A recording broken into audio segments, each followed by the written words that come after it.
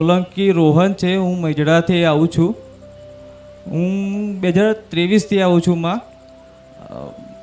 મારો અનુભવ કે રામ ભગવાન વિશે કે જ્યારે આજથી 6 મહિના પહેલાં સમય એવો હતો કે ઘરના જોડે સરખું ના બોલાય, બોલવાનું થાય એવું ભાઈબંધો જોડે ઓછું બોલવાનું થઈ ગયું હતું. ત્યારે મારી તમારા દીકરા મને સપનામાં આવ્યા અને હું મઢુલીમાં અંદર બેસી જ પ્રાર્થના કરતો હતો. કોઈ હતું નહીં, હું એકલો જ બેસી રહ્યો હતો. પછી મઢુલીની બાજુમાં જે કે ઓફિસ છે ને એમાંથી માળી ખુલ્લા ચુંદડી વગરના રૂપમાં નીકળ્યા. હું એમને 2-3 વાર પગે લાગ્યો.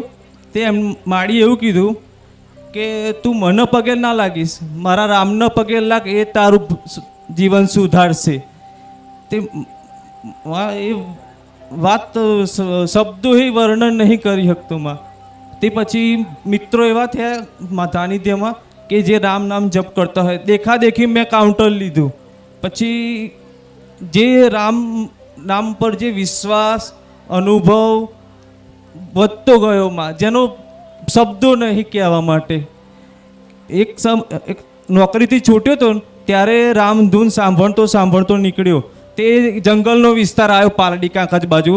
ત્યાં એકદમ સુમસામ, કોઈ નહીં, અંધારું પટ હતું. તે એક કાકા નીકળતા હતા. તે એમને હાથ કર્યો કે ઊભા રહો. તે બેઠેમાં પાછળ બેઠાડ્યા કે મને આગળ ઉતાર દેજો. અને પહેલાં એ જ બોલ્યા કે મેં हनुमान जी का नाम लेके जय श्री राम बोलता हूँ ना तो मेरे सारे काम सब हो जाते हैं. माड़ी અત્યારે જ્યાં જવું ને ત્યાં બસ રામ રામ રામ ને રામ. બાઇક નોકરીથી છૂટું તોય ગાડી પાછળ રામ, કોકના જોડે મળું તોય રામ, બસ રામ રામ ને રામ.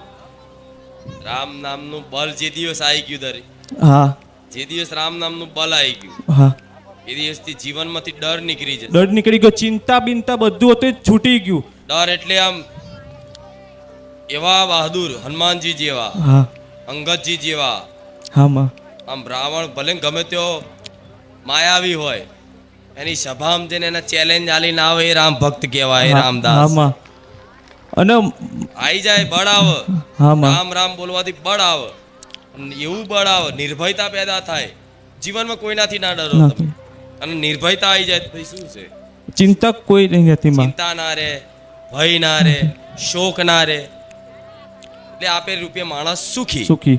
અને માં રૂપે બધું આવતું જતું રહે. હા, અને માં તમે કીધું હતું કે મારા ભાવિકો ભગવાન અને માતાજીના ઉદાહરણ આપશે. અત્યારે હાલની તારીખમાં હું કોકને વાત કહું ને